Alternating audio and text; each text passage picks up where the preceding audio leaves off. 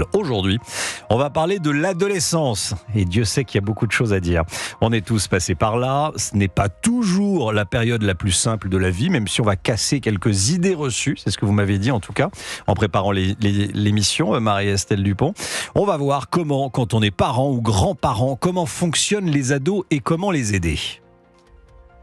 Oui, après m'être allègrement fait traiter d'alarmiste, de complotiste et de psy de comptoir parce que j'annonçais avec d'autres confrères, et notamment la Société française de pédiatrie en 2021, la vague pédopsychiatrique sans précédent que notre jeunesse allait rencontrer.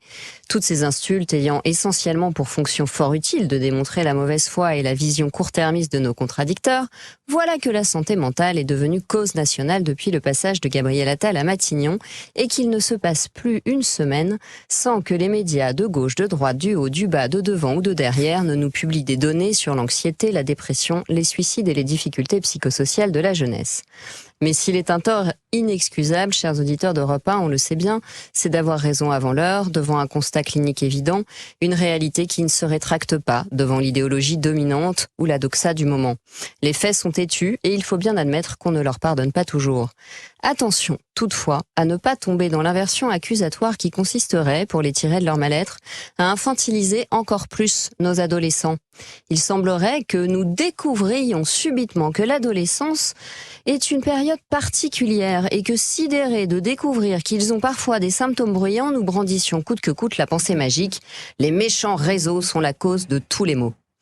À cet âge où plus que tout, on veut avoir raison et camper sur des certitudes au pied d'argile, tant le manque d'expérience est difficile à supporter, les ados nous attendent au tournant de l'introspection, je crois. Et si nous quittions l'arrogance qu'on leur reproche et que nous remettions un instant en question les modèles qu'on leur propose? Au fond, de quoi ont-ils besoin? Qu'offrons-nous aux questionnements existentiels, identitaires, identificatoires qui succèdent à la puberté?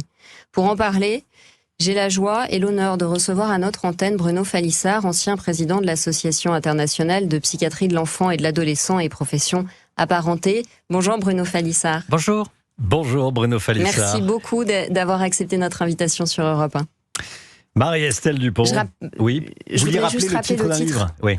Oui, Soigner la souffrance psychique des enfants chez Odile Jacob, qui n'est pas le dernier livre puisque vous avez rendu un manuscrit hier, donc on va avoir encore de belles pages de vous. Mais voilà, Soigner la souffrance psychique des enfants chez Odile Jacob, je voulais rappeler le titre.